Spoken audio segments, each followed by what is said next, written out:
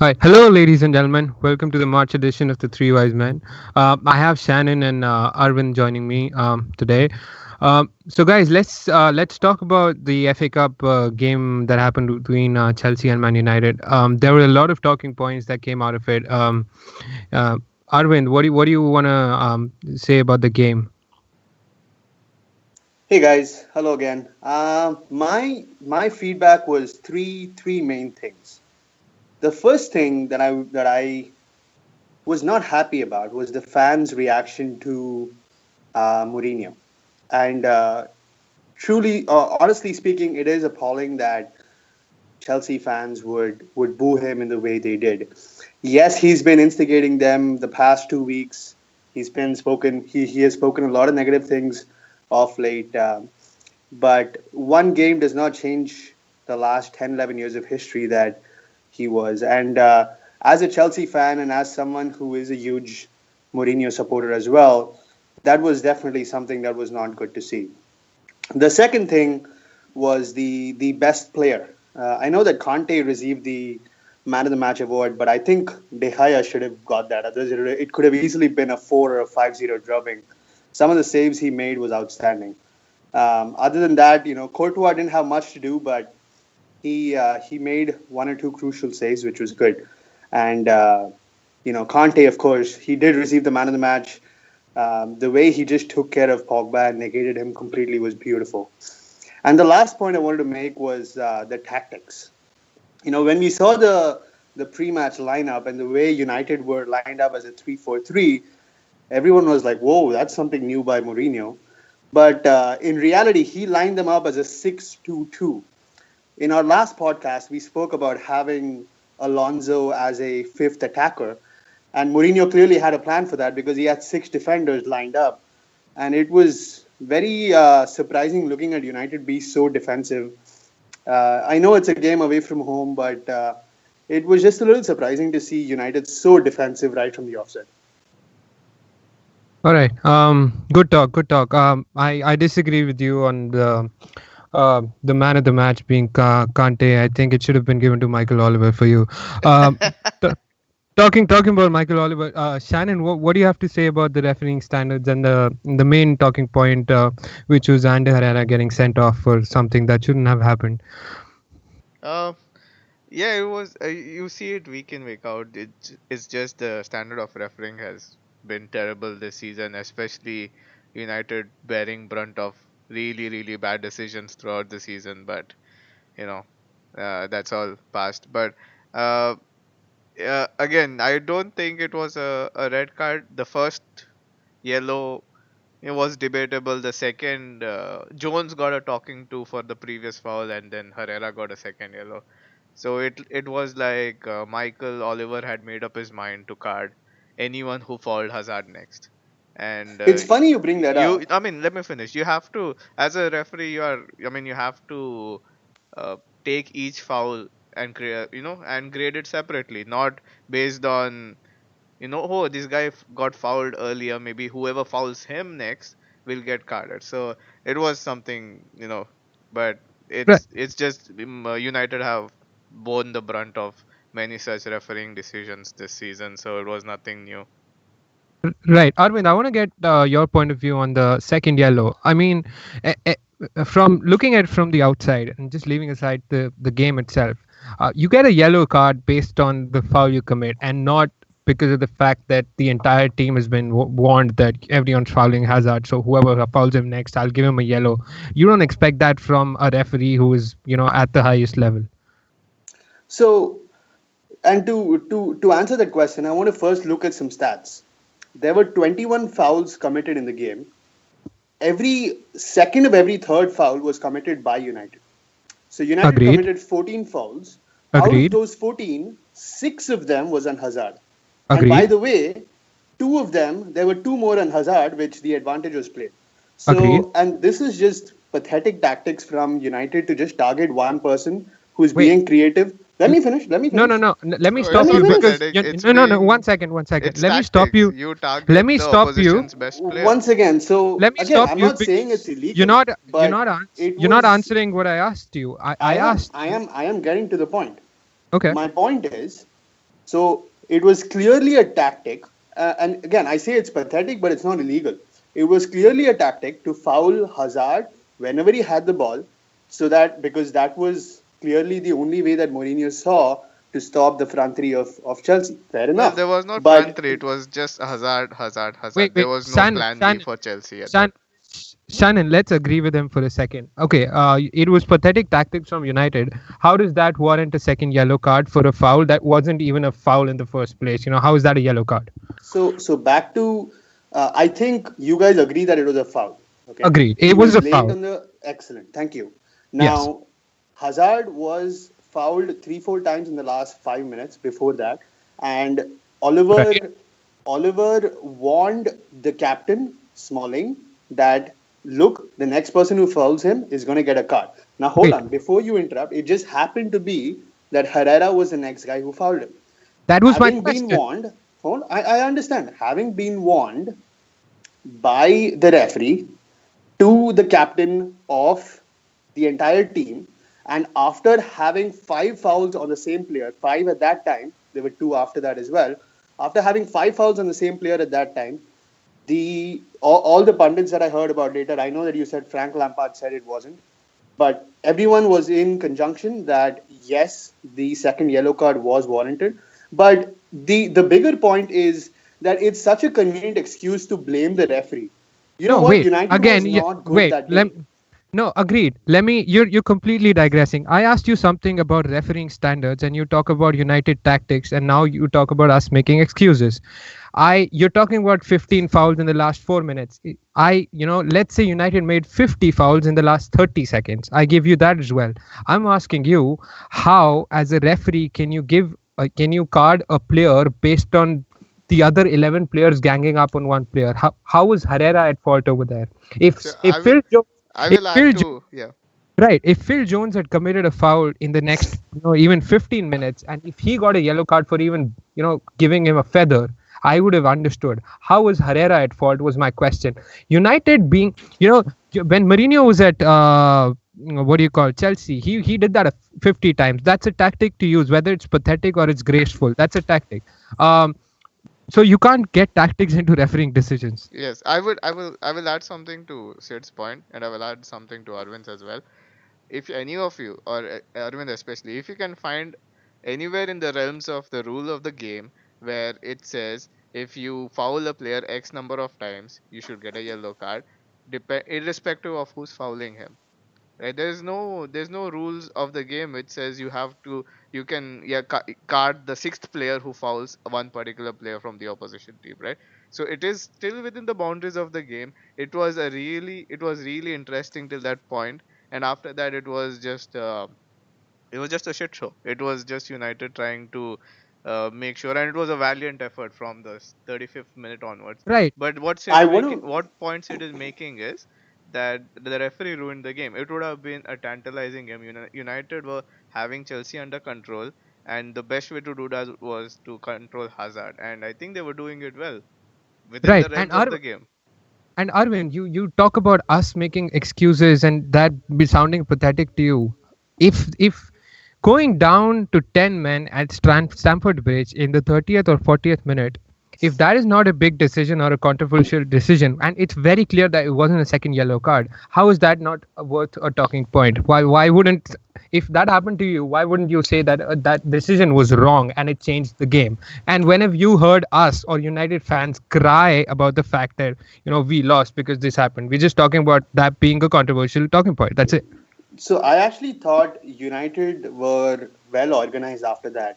After the 40th minute, the United's tactics were actually very good, where they limited Chelsea to shots from outside the box. Aspilicueta had a couple. So in terms of United tactics, it was really good. It was very similar to Chelsea's tactics against Liverpool when we won 2-0, but we had defended heavily. Now, it just so happened to be that in this case, Kante got one shot that sneaked through the great goalkeeping of De Gea. But back to your earlier point, if Shannon says that nowhere in the rules of the game that the sixth player should not get a yellow card, then you know what? I think you have a good point. You have a valid point. but that was Michael Oliver's excuse.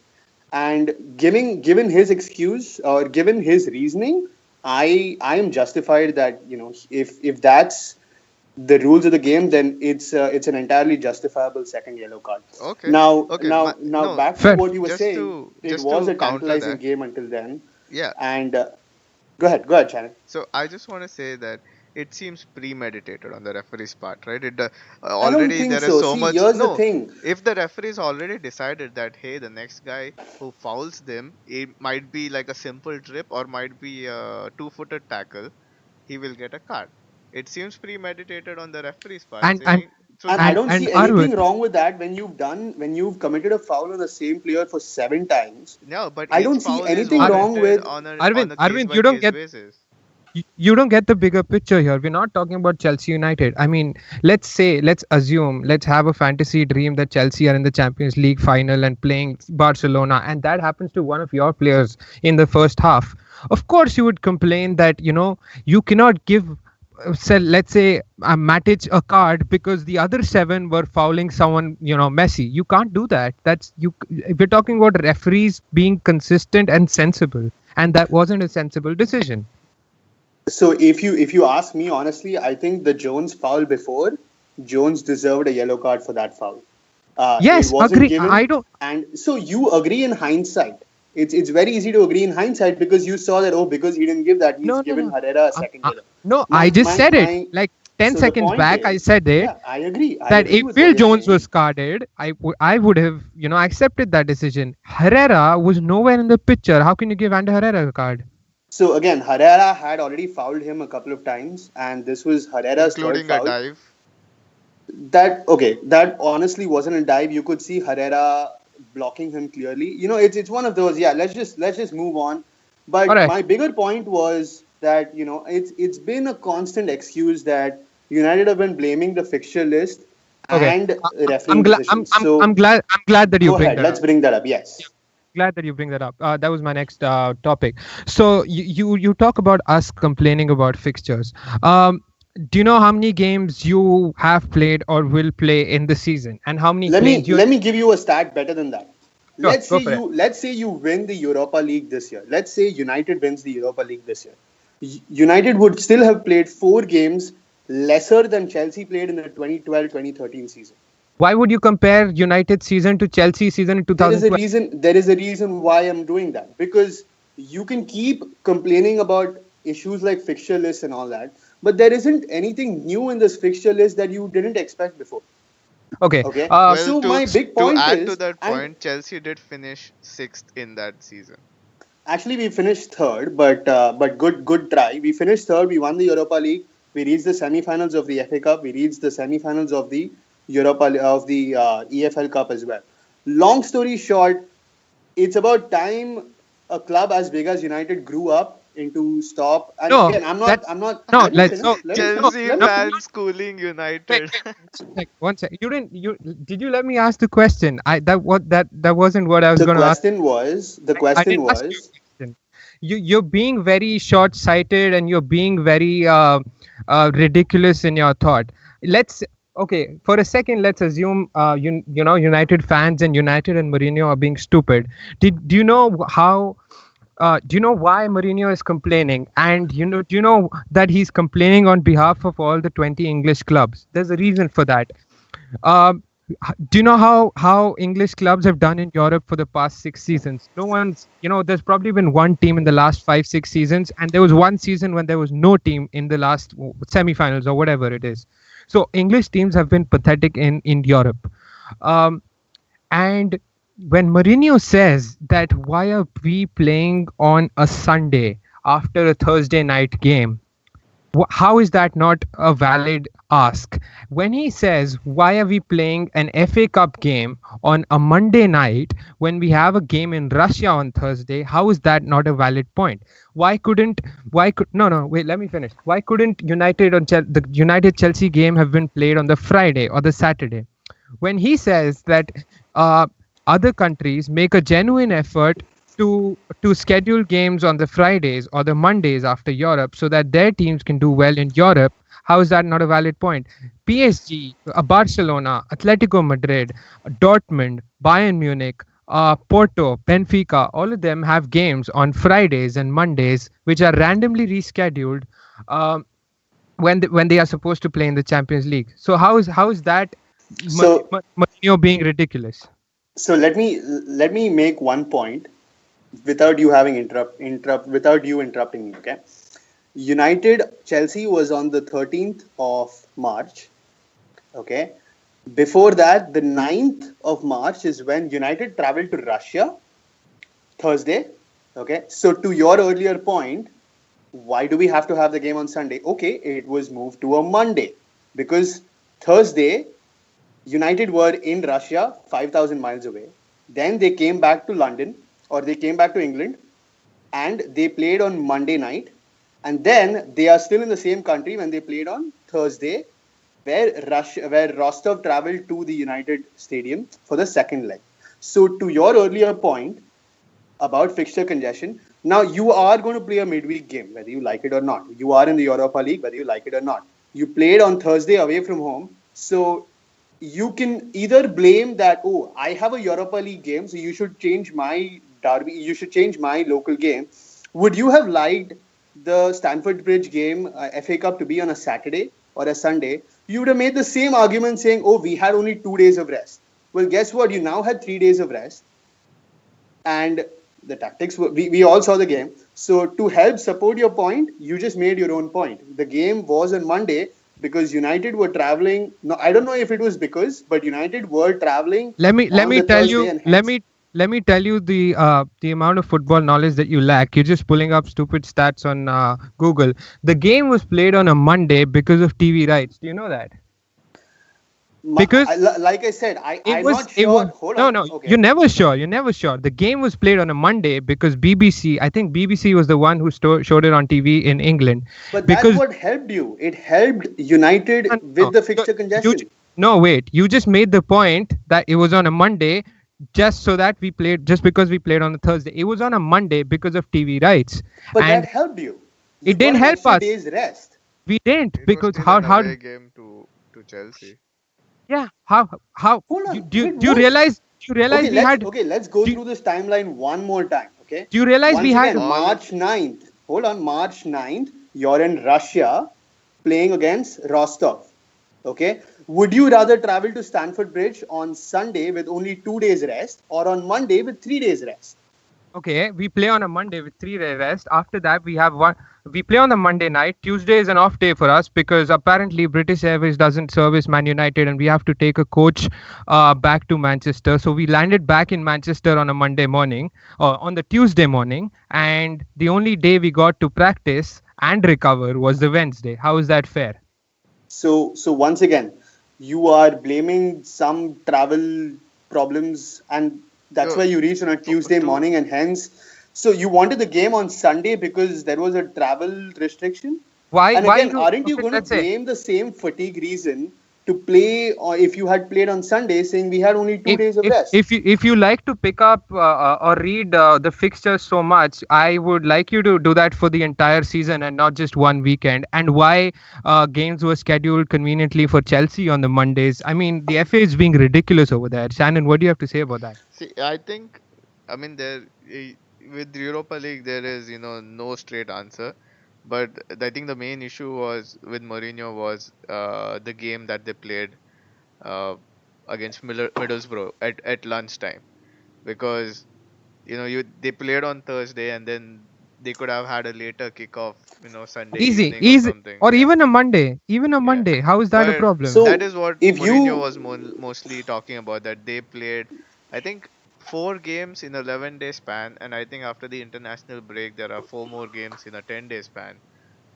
With Europa League sandwiching the home game to Chelsea, but And you he's know not complaining about fixtures. He's complaining about the games being spaced out properly. That's all he's been saying. How is that a Well, pathetic excuse? that comes with, I think that comes with United being such a attraction on TV, right? They have to put United games on a schedule that everyone can watch, because frankly no one really wants to watch anyone else.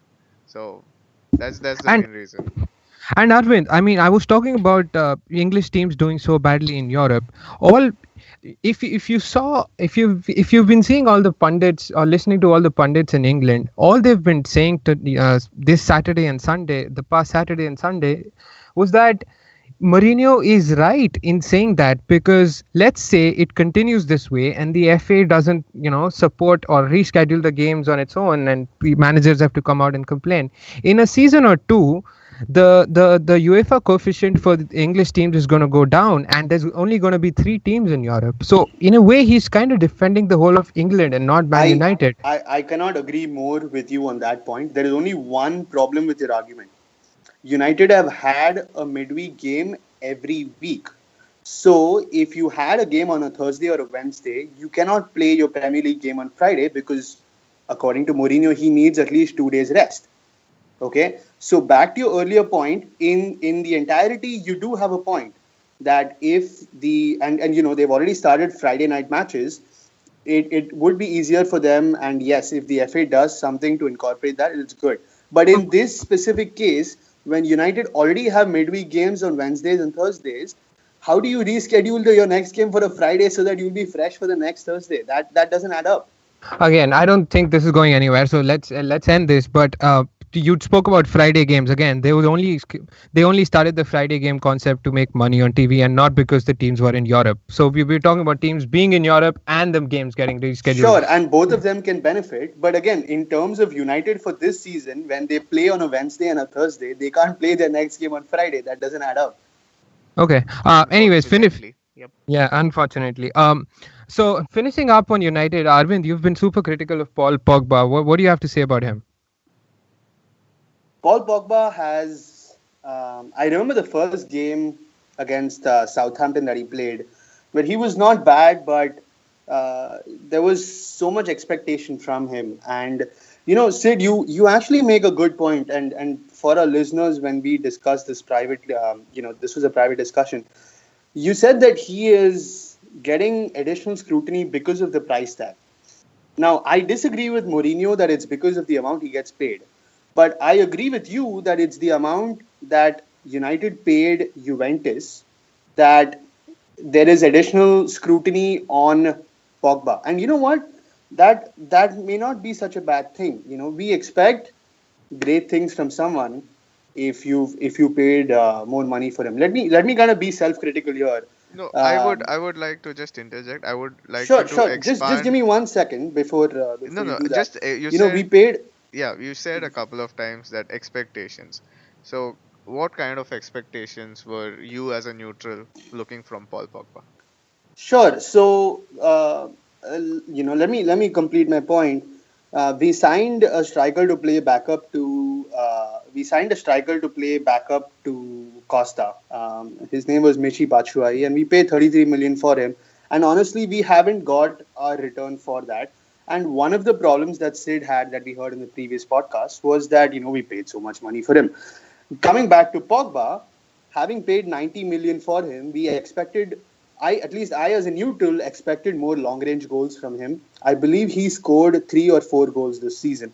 And I expected him to be slightly better defensively. So that's two major shortcomings as of now. Shannon, do you want to finish up on that?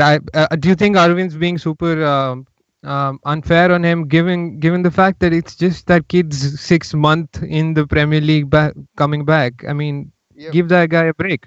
exactly. Like, why does a price tag? I mean, he was bought not because he's a finished product. He was bought And and because, and just so that everyone knows, Arvind's smiling away. He's super diplomatic on the podcast, and on the side he'll make a mockery of United spending so much money, 150 million, and being super stupid. I mean, Chelsea have, I don't know, spent money on players like Crespo and Shevchenko and So that's Torres, been that's a and direct it's that's a direct attack on me. So I'm gonna yes, respond to because that. you were laughing away on us. Sure. And again, the point is, if you pay so much for a person, you expect more from him. I am Right. not comparing him to Chelsea players. if you want to compare, let's also compare him to Kante, who's been world class. But I'm not Right. doing that. I'm just talking about Pogba by himself. But No, And you I'm saying, you know statistically, what? since you you like, And talk. I'm saying, as a neutral, I actually want Pogba to do well. I'm No, but excited to talking see about him in the Kante. Premier League. Talking about this is Kante's third season in the Premier League. This is Paul second, Pogba's second. this is Paul Pogba's 6th month in the Premier League. How do you compare that? Why are you comparing the No, two? okay. Oh, I want to make a point. So statistically, since Arvin loves to back up his facts with stats, statistically, Ander Herrera has out statistical Kante on everything other than goals. He has more anything. Pick completions, interceptions, tackles won, whatever it might be. Ander Herrera has done more of it can you compared to please Kante. back that up with some facts? Honestly, I mean, and you might be I right will here. send Yeah, you a screenshot of the facts. sure. I Please actually do I that. already have, I believe, on the group. Yeah, we're gonna share that on our chat. But Shannon, go on. So, stats are. But again, going back to Paul Pogba, you kept pushing on this fact that there were expectations, and then you said you expected more long ranges from him. That is what happens when you watch a player on YouTube, a 5 minute clip to see how good he is. The same reason that Chelsea signed Michi Batshuayi because he looked good on a 5 minute clip. That is not Paul Pogba. Paul Pogba has the highest number of anything you want to list for the United team this season. The only reason he doesn't have more than 10 goals is because he hit the post 8 times. And the only reason he doesn't have more than 10 assists already is because of some bad finishing from Zlatan and co up top. Okay. If those 5 of those 8 posts had gone in, you wouldn't have been making this point. If Zlatan had scored 3 more of the chances, he would have had 10 assists already. You wouldn't be making this point. So And yeah, Arvind, you love talking about bad things about at United. I mean, you conveniently avoid players like De Bruyne, who've had experience in the Premier League, who costed what 75 odd million, and they've been what De Bruyne has been invisible recently, and you just So, don't like to talk about him, but like to talk about Paul so Pogba not your having question long was range about Paul shots. Pogba. Your question was about Paul Pogba right Right, now. right, right, right, Okay, and you asked me why, what did I expect more out of him? And right. my So answer was I expected more goals out of him, and I expected him to be better okay, defensively. okay. Why do you Okay, why so do you, your question, you want to talk agreed, about Chelsea, you want to talk agreed. about Why do you Lukaku and De Bruyne? We can do that. No, no. If you Let's talk pose that about De question, Bruyne. Let's talk about De sure. Bruyne. So once again, going back to what Shannon said, Shannon Kante Herrera has been great this year. Don't get me wrong. Herrera has been great. I But asked you going about De back to Bruyne. I asked no you no about De no. Bruyne. Before you ask me about De Bruyne, That was my um, question. You're avoiding my I question. know, but Shannon had a direct attack on why Kante was why do I think Kante was so good? It's not only me, it's everyone saying that Kante has been absolutely amazing this year. I would back be it very up No with one. the surprised if he stats. doesn't become. I would be very surprised if he doesn't become the player of the year. I don't. Okay, let me ask you this. Don't you think Kante has been revolutionary this year? Even comparing, he's been even better than last year. See, Forget about comparing him to anyone. yeah, he's been really good. He's been Thank amazing. you. But Thank I you. want to That feels go, like a little more neutral from you guys. yeah, but I want to go back to the fact at the beginning of the podcast when you said Kante had Pogba in his pocket, and you conveniently forgot Pogba played 65 minutes after a trip from Russia, 3 days after a trip from Russia. He played 65 minutes with 10 men, with literally no one beside him in center midfield. He was playing with Fellaini, and only person he had up top was Rashford, and Pogba had to do most of the running. Right? It is easy. It is a good convenience to forget, especially when you're on Right, the winning side. And right. it's Arvind, Do are we really going to go back to fatigue as a reason? I mean, come on, guys. Okay, okay. If you want to do that, let me ask you this: Bournemouth versus United. When Bournemouth got a red card in the 40th minute, when United got a penalty. Oh my God! United got a penalty. A referee gave United a penalty. How uh, did that game still end up as a 1-1 draw? What was going on there? Arvind, you still haven't touched on De Bruyne. Let's do that. Ask me a proper question, and I expect you guys to be a little more neutral. Fair enough. Criticize your own players if that's the case. Am I Let's am I talk allowed? about. Am I Let's allowed talk to? about Am it. I allowed to ask you a question now? Go ahead. Yes. Okay. So why are you super critical of Paul Pogba and you forget other, players who are expected to be at the same level, like De Bruyne, who has been completely invisible, say since the new year. Why are you not equally critical of him? Great question. Let's talk about De Bruyne. And I think you make a good point. He was purchased for, I think, 54, 55 million. He started off very well at City. And I should add that Conte recently said, he wishes some of the people that were sold previously, De Bruyne and Lukaku, were not. But you're right, he hasn't been performing at a consistent level in the past 2, 3 months. And we should be more critical of him. You're right. I mean, You should at be. the I am always critical of players who are not doing well. I'm just saying that you should be critical of him, just like you're critical of Paul Pogba, because both of them have not been doing well. let's be critical of Kevin De Bruyne then, because Cool. Fair enough. so Yeah, again, you know, we never I'm gonna, I'm answered gonna, any I'm question. gonna end this here. And the next time you talk about Paul Pogba, I'll expect you to talk about every other player who's not doing well, and just not him. Uh, so, Again, so, if you ask me a so, question about De Bruyne, sure, let's talk about him. all But right. yes, he So, was poor against Monaco. He was too deep, and he wasn't as effective. Great question. all right.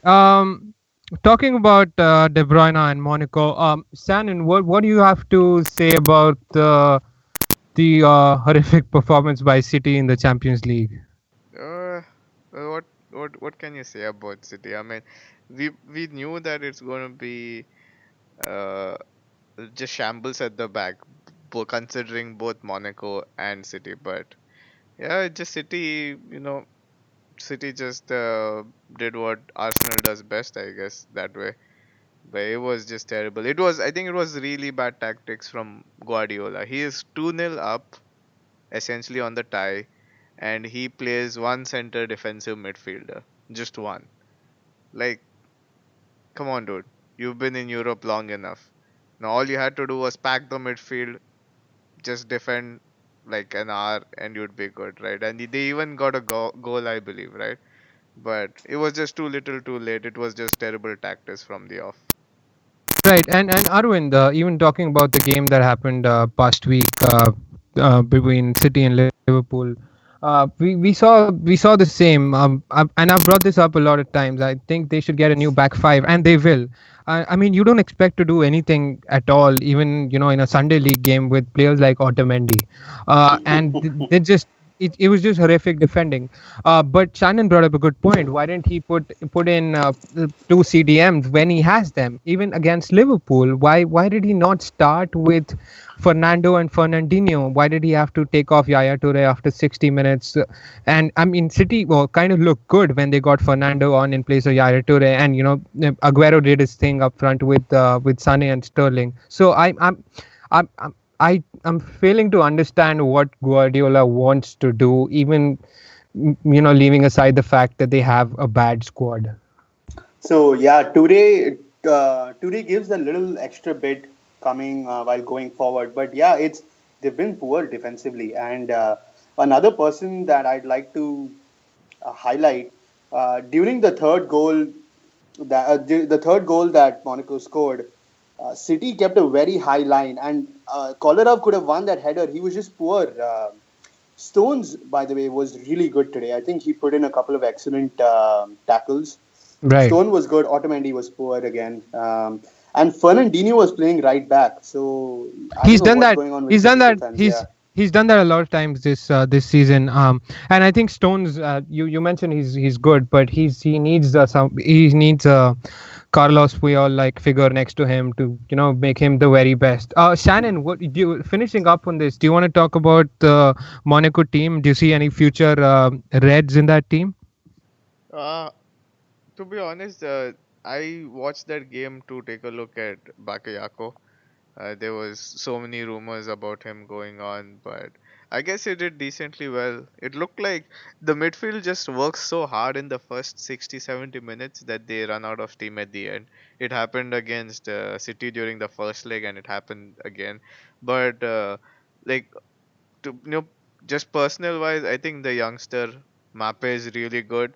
Bakayoko was good too, but Fabinho was something else. He was really good in the center defensive midfield. I think up till last season he played at the right back, but he was really good in the CDM role as well. Got a goal. So you never know. I think a couple of them were being monitored according to reports. So we'll see if Ar- they'll ever end up Ar- in England. Arvind, do you have finishing up on this? Do you have anything to say about Yeah, I think Mbappe? Mbappe, who's termed the new Thierry Henry. the two wide defenders, Mendy and CDB. I wouldn't be surprised if City or a Liverpool who've been lacking on some wide defensive players would pick them up. They'd be great in a back five as well. So It's funny. definitely those two. It's funny you mentioned Liverpool. I don't see even a Adnan Januzaj signing for them. Anyways, moving on. The big story. Is that the United fan in you talking, or is that? Yeah, that is the United fan in me talking.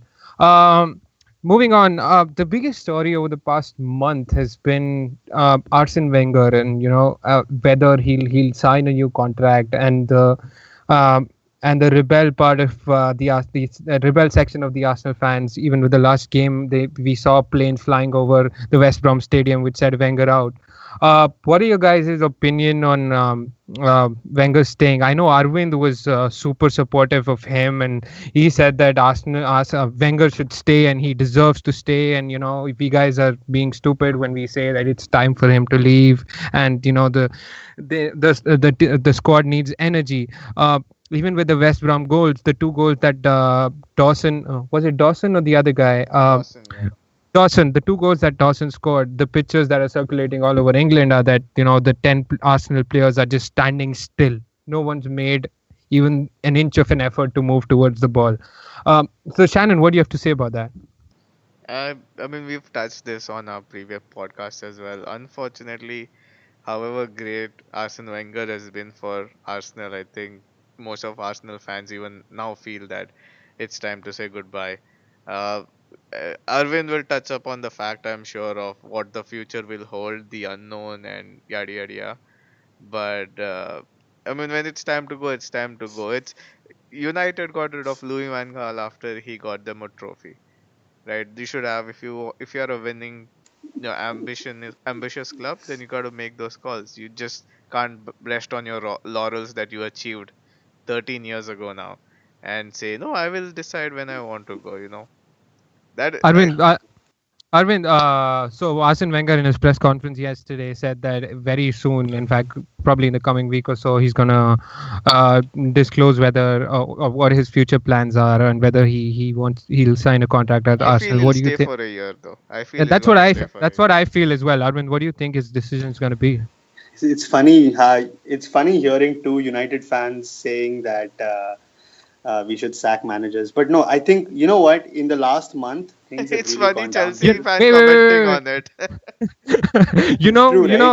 Wait, one It's true, second, right? one second, just to get your terminology straight. Not extending a manager's contract is different from sacking him in the middle of the season. Arsene Wenger is out of a contract at the end of the season, and the discussion here is whether he should sign an extension and not get sacked. So, Got it. uh, Got it. Good point. Good point.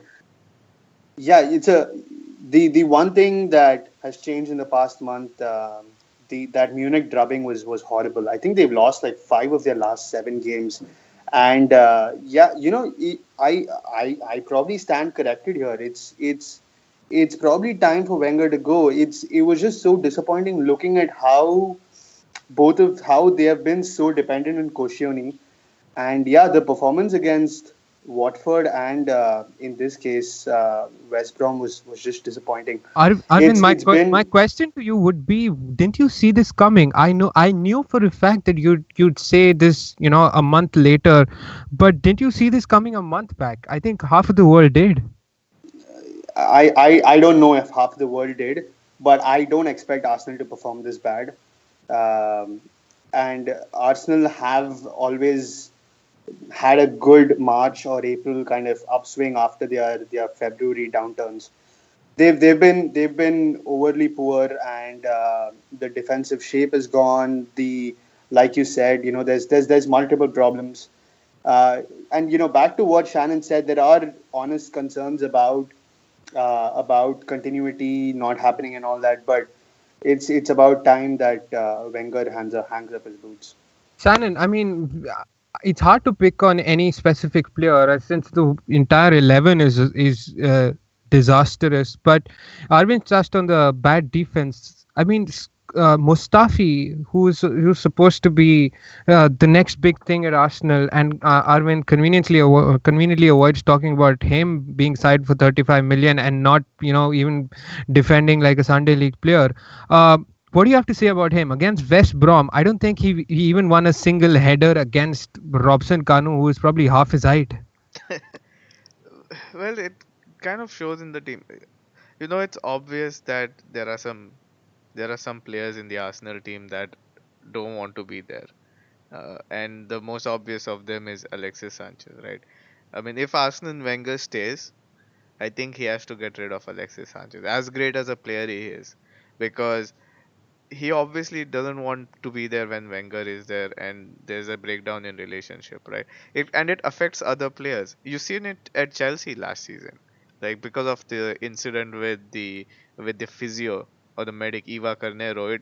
It kind of permeated through the team, and then suddenly the Premier League champions went to relegation battle fight to end up in mid-table obscurity, back to potential champions, right?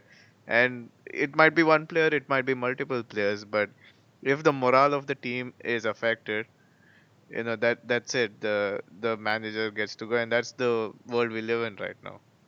Arvind, finishing up on Arsenal, do you think there's even the slightest chance of any other English team snapping up Sanchez or Ozil? And will it benefit any of? And do you think they'll fit well in any other team? We've seen Sanchez go to. We've seen a lot of Arsenal players go to City. I wouldn't be overly surprised if that happens. There's been slight talk of Chelsea wanting to bid for Sanchez. If he could slot in that front three with Hazard and Costa really well. There are possibilities, but I won't be surprised if he goes to a Juventus and plays in the front two over there. Right. I don't see Arsenal selling in Sanchez to a direct rival, but let's see where he ends up. Moving on. I mean, one of the most interesting stories last season was Leicester City and the wonders that they did. Shannon, they've been kind of on a similar run like last season over the past month or so. When during Ranieri's last days, everyone called them for the drop, and they were, they had no chance at all. And since the day he was sacked, they've just turned tables and been on one of the best teams in the league, and they've reached the last 8. Is it the last 8 or the last 16 in the Champions League? That's it.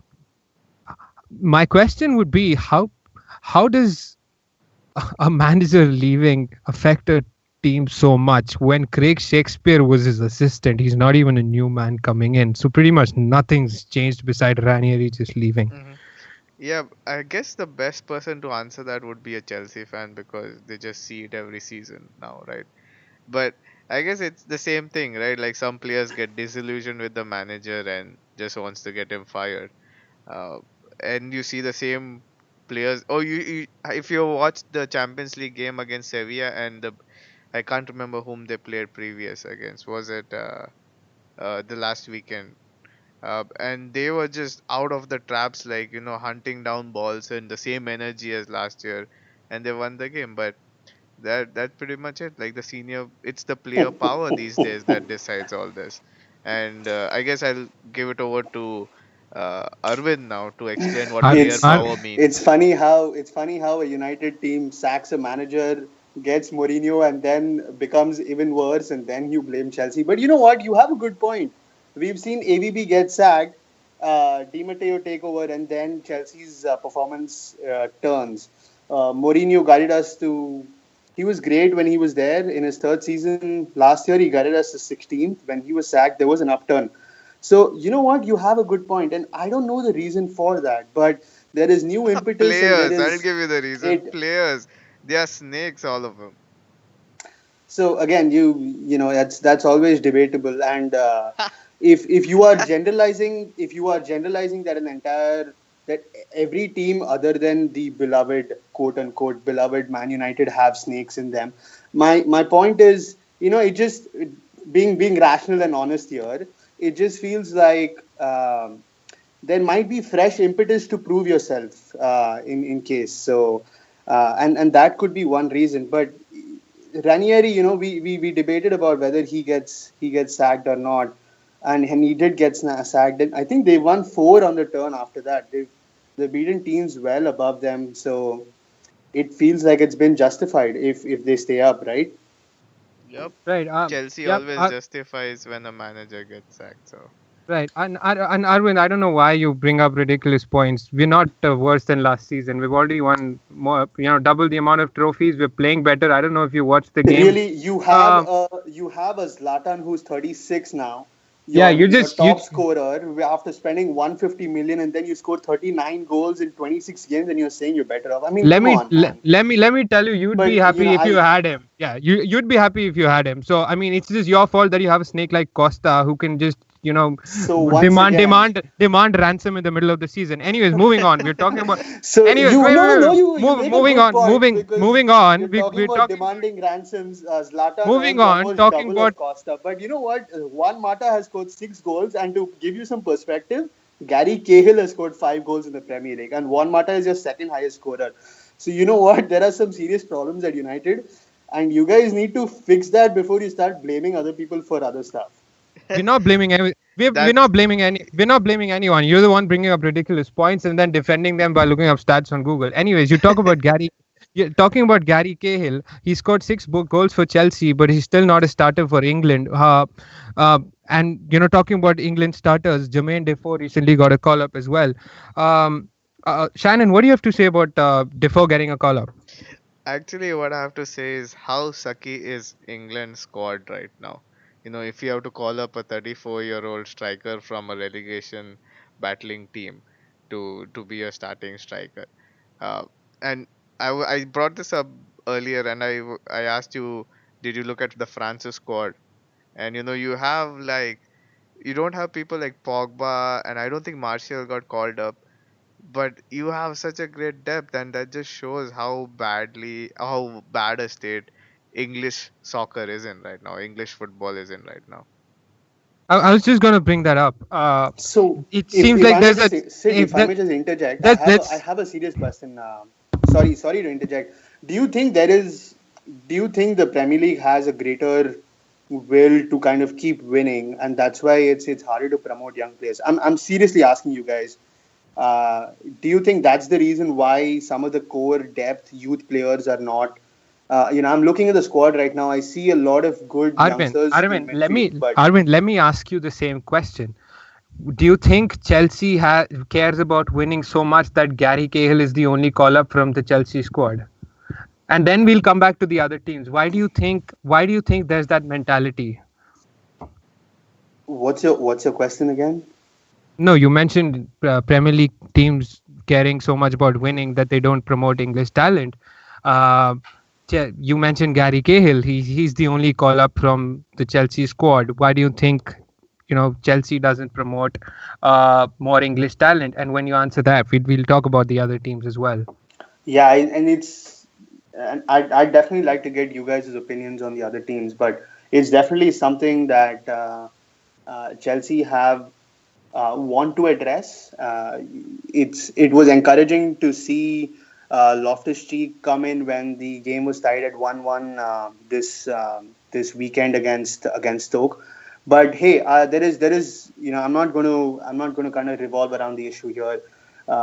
It's something that Chelsea want to do, and hopefully with Conte having a good command of surroundings now, hopefully next season we see one or maybe two youngsters drafted into the first team.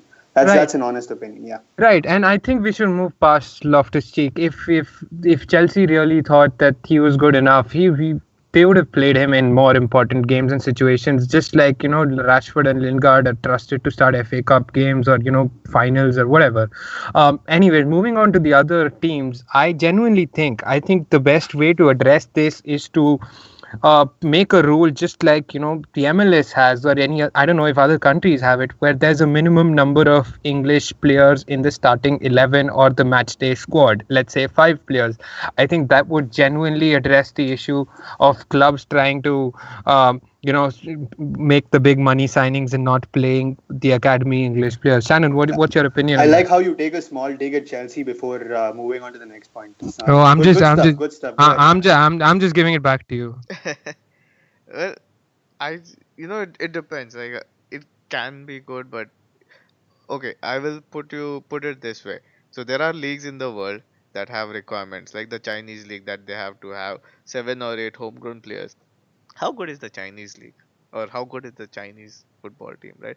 It doesn't really matter. It's if you put that rule, it, and it's come to the point that the amount or the money that's involved in the English game right now, English football right now, is humongous. The relegated team makes more money than the German and the Spanish champions, right? So it's blindingly massive amount of money, and that's why everyone wants to stay in the league rather than be mid-table safe. If you can't win it, be mid-table safe so that you have the funds for the next season. Hopefully improve the squad, and that's what's happening right now. That even if you have good young players, the only team I see that is that still follows it is Southampton. They are not afraid to uh, blood youngsters.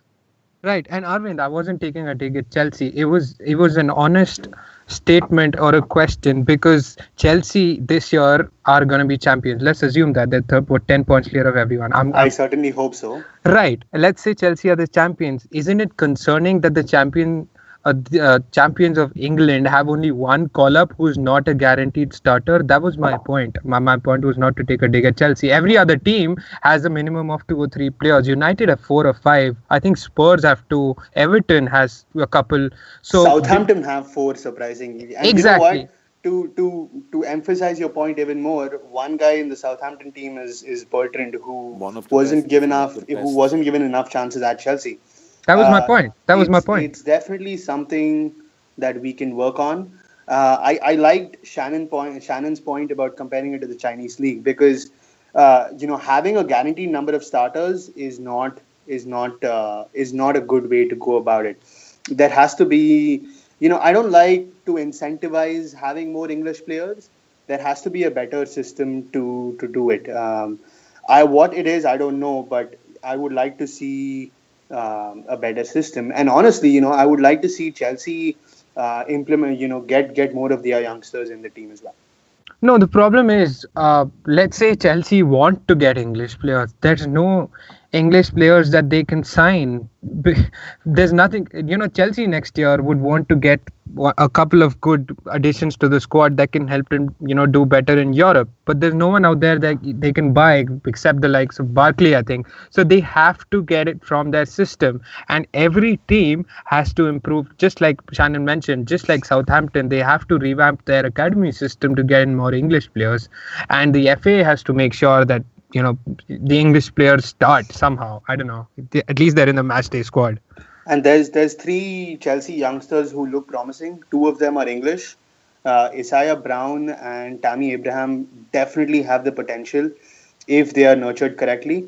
And of course, the third one, who is either going to come back to Chelsea or be sold, is going to be Andres Christensen. So back to your point about the national team. Once again, uh, let's see if we can get in a better system in the next 2-3 years. It'll be good to see how this evolves, and see if there's any change that develops. Right, good talk, good talk. We were talking about contract rebels and snakes. I missed out on this.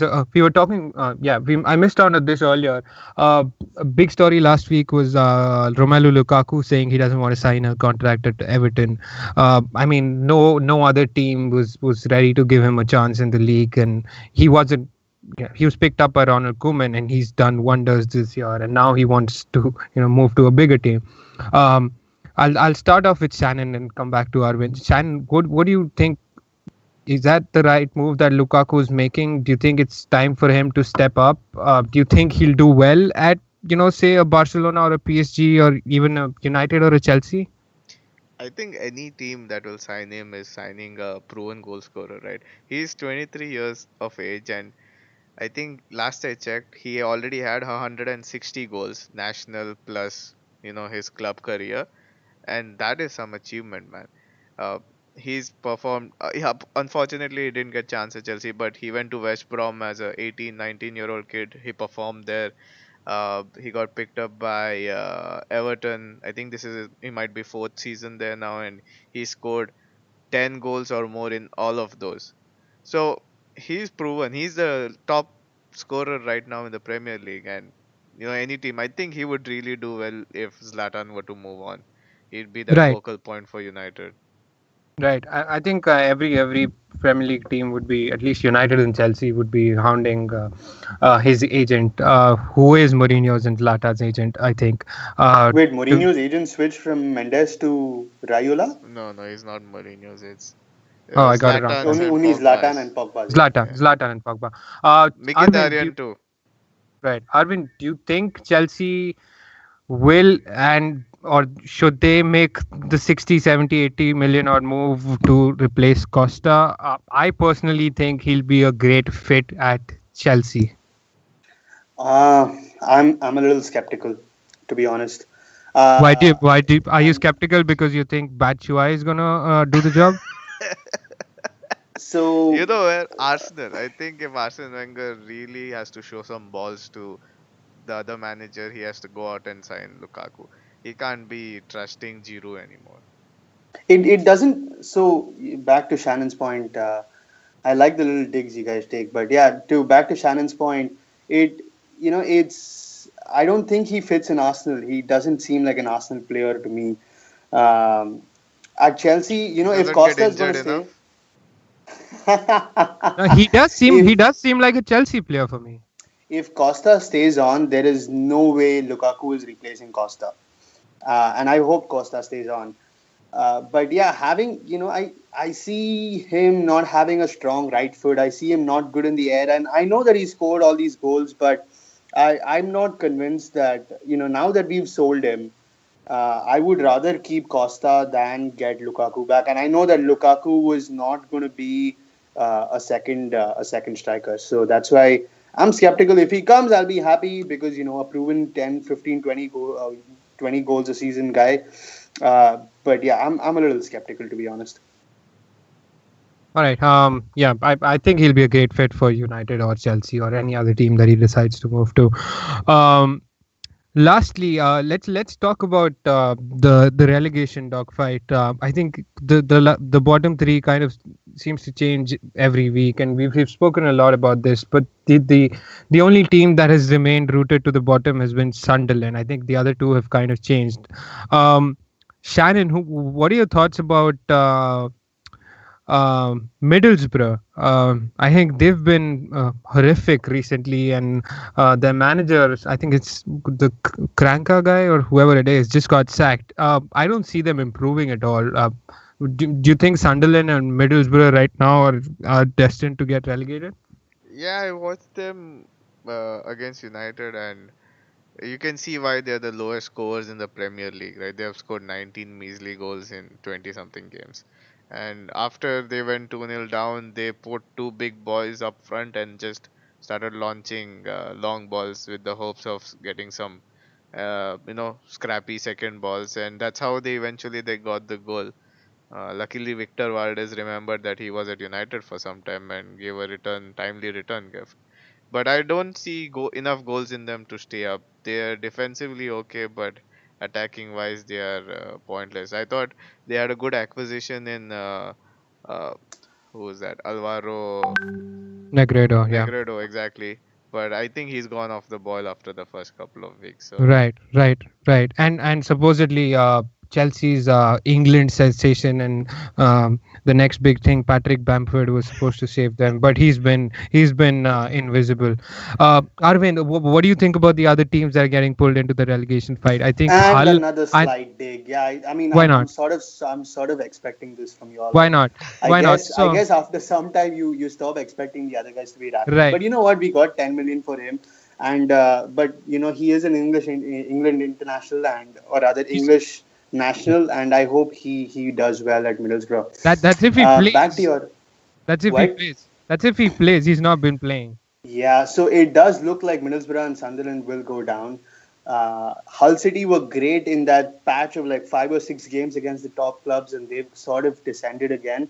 It would be a close fight between them, Swansea and Crystal Palace, but I think Leicester is safe, Watford is safe, so it's going to be one of the other three, these three. Let's see how that goes. All right. So that's it from the three of us.